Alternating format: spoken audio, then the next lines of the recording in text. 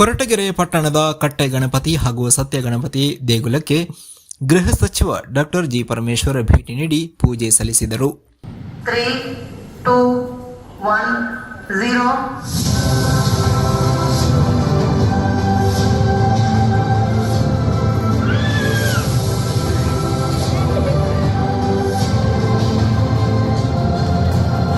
This point are providing confirmation of the safety.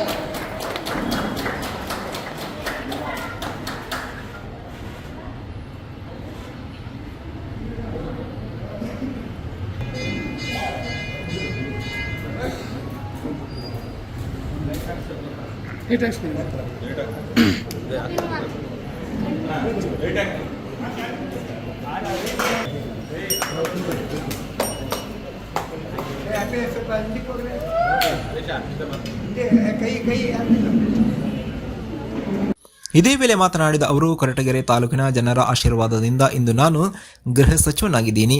ರಾಜ್ಯದಲ್ಲಿ ಕಾಂಗ್ರೆಸ್ ಸರ್ಕಾರ ಅಧಿಕಾರಕ್ಕೆ ಬಂದಿದೆ. ರಾಜ್ಯದ ಹಿಂದುಳಿದ ವರ್ಗಗಳ ಬಡಜನರ ಅಭಿವೃದ್ಧಿಯೇ ನಮ್ಮ ಸರ್ಕಾರದ ಮೂಲ ಉದ್ದೇಶ ಎಂದು ತಿಳಿಸಿದರು.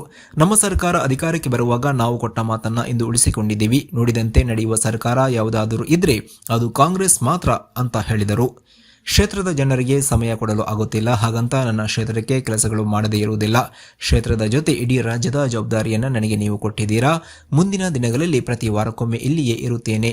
ನಿಮ್ಮ ಕಷ್ಟ ಸುಖದ ಜೊತೆಯಾಗಿರುತ್ತೇನೆ ಎಂದು ತಿಳಿಸಿದರು. ಡಾಕ್ಟರ್ ಜಿ ಪರಮೇಶ್ವರ್ ಅಭಿಮಾನಿ ಒಬ್ಬ ಬೇಕರಿಯಲ್ಲಿ ಕೆಲಸ ಮಾಡುವ ಯುವಕ ತನ್ನ ಬರವಣಿಗೆಯಲ್ಲಿ ಡಾಕ್ಟರ್ ಜಿ ಪರಮೇಶ್ವರ್ ಅವರ ಭಾವಚಿತ್ರ ಬಿಡಿಸಿ ಅವರಿಗೆ ಉಡುಗೊರೆಯಾಗಿ ನೀಡಿದ್ದು, ಈ ಸಂದರ್ಭದಲ್ಲಿ ಪರಮೇಶ್ವರ್ ಸಂತೋಷದಿಂದ ಆತನನ್ನು ಅಪ್ಪಿಕೊಂಡು ಸಂತಸ ವ್ಯಕ್ತಪಡಿಸಿದರು. ವರದಿ ಮಂಜುಸ್ವಾಮಿ ಎಂಎನ್, ಕೊರಟಗೆರೆ. ಜನಪರವಾದ ಆಡಳಿತವನ್ನು ಕೊಡ್ತೇವೆ ಅಂತ ಹೇಳಿ ಚುನಾವಣೆಯ ಸಂದರ್ಭದಲ್ಲಿ ಮಾತುಗಳನ್ನು ಕೊಟ್ಟಿದ್ದೆವು. ಆ ಮಾತಿನಂತೆ ನಡೆಯಬೇಕಾದದ್ದು ನಮ್ಮೆಲ್ಲರ ಕರ್ತವ್ಯ, ಸರ್ಕಾರದಲ್ಲಿ ಕೆಲಸ ಮಾಡುವವರ ಕರ್ತವ್ಯ ಅಂತ ಹೇಳಿ ನಾನು ಭಾವಿಸ್ಕೊಳ್ತೇನೆ. ಈ ರಾಜ್ಯದಲ್ಲಿ ಅನೇಕ ಕೆಳ ಸಮುದಾಯಗಳು ಇದ್ದಾವೆ. ಅವೆಲ್ಲ ಸಮಾಜದ ಮುಖ್ಯವಾಹಿನಿಗೆ ಬರಬೇಕು ಅನ್ನುವಂಥದ್ದು ನಮ್ಮ ಆಸೆ.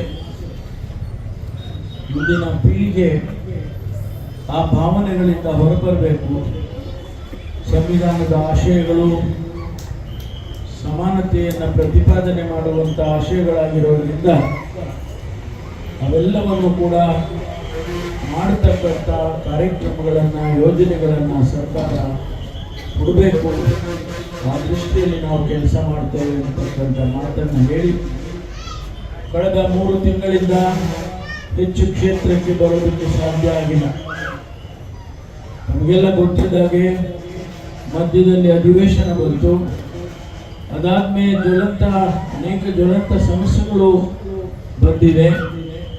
ನಮಗೆ ಗೊತ್ತಿದ್ದ ಹಾಗೆ ಗೃಹ ಇಲಾಖೆ ಬಹಳ ಯಾವತ್ತೂ ಕೂಡ ಜನರ ಮಧ್ಯದಲ್ಲಿ ಕೆಲಸ ಮಾಡತಕ್ಕಂಥ ಇಲಾಖೆ. ಹಾಗಾಗಿ ಪ್ರತಿಯೊಂದು ದಿವಸವೂ ಕೂಡ ನಾನು ಎಚ್ಚರಿಕೆಯಿಂದ ಇರ್ತಕ್ಕಂಥ ಮತ್ತು ಕೆಲಸ ಮಾಡ್ತಕ್ಕಂಥ ಸಂದರ್ಭಗಳಿರೋದ್ರಿಂದ ಹೆಚ್ಚು ಕ್ಷೇತ್ರಕ್ಕೆ ನಾನು ಬರೋದಕ್ಕೆ ಸಾಧ್ಯ ಆಗ್ತಿಲ್ಲ. ಆದರೂ ಕೂಡ ಸಮಯ ಸಿಕ್ಕಿದಾಗ ನಾನು ಕ್ಷೇತ್ರಕ್ಕೆ ಬಂದು ಹೋಗ್ತೇನೆ. ಪ್ರತಿಯೊಂದು ಪಂಚಾಯಿತಿಗೂ ಕೂಡ ಭೇಟಿ ಕೊಡ್ತೇನೆ. ನಿಮ್ಮ ಅಹವಾಲುಗಳನ್ನು ಕೇಳ್ತೇನೆ. ಕ್ಷೇತ್ರದ ಅಭಿವೃದ್ಧಿಗೆ ಕೆಲಸಗಳನ್ನು ಹಿಂದಿನಂತೆ ಅದಕ್ಕೂ ಹೆಚ್ಚಿನ ಶ್ರಮವನ್ನು ಹಾಕಿ ಕ್ಷೇತ್ರವನ್ನು, ಜಿಲ್ಲೆಯನ್ನು ಅಭಿವೃದ್ಧಿ ಮಾಡ್ತೇನೆ ಅಂತ ಹೇಳಿ ನಾನು ಈ ಸಂದರ್ಭದಲ್ಲಿ ಹೇಳಿ, ನನಗೆ ಅವಕಾಶ ಕೊಟ್ಟಿದ್ದಕ್ಕಾಗಿ ಇಲ್ಲ, ಅದೆಲ್ಲ ಆಮೇಲೆ ಮಾತಾಡೋದು, ಮಾತಾಡುತ್ತೆ.